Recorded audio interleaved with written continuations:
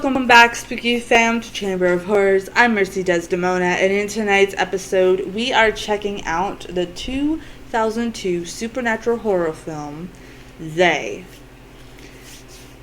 Dare I say it, this film was actually quite interesting to watch. The first thing I noticed was that it wasn't tinted the popular blue color.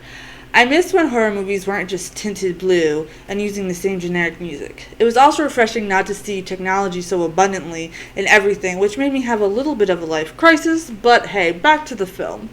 It starts off by showing a young boy named Billy who is terrified of the dark. His mom tries to assure him that there's nothing to be afraid of, but she can't see that there are these weird little creatures lurking in the dark. We fast forward to a character named Julia. She's a psychology student that is friends with Billy. She was a child that also had night terrors, and Billy and her would share their experiences together. She gets a phone call from him, and she goes to see him at a diner.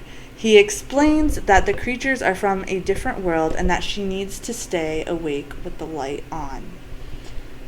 Of course, she thinks that, he's just having issues and he's in real need of help. Billy unfortunately takes his life in front of Julia and the diner patrons.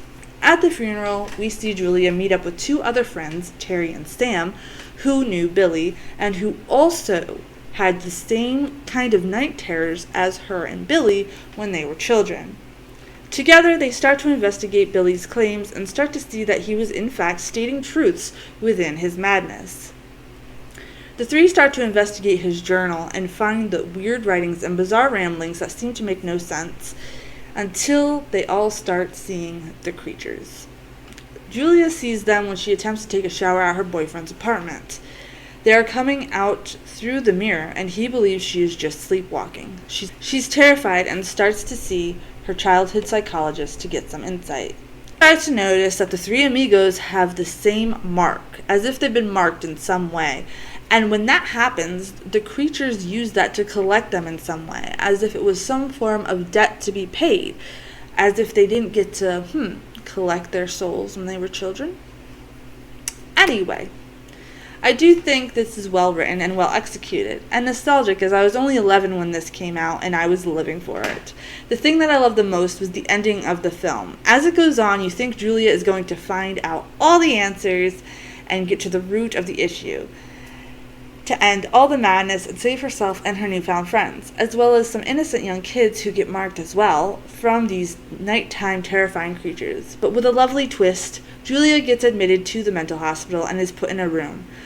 She started screaming for help, and the doctor and the guard go in there to not find her anywhere. The camera pans to Julia being in the closet in the other dimension, screaming for help as the monsters have come to collect her.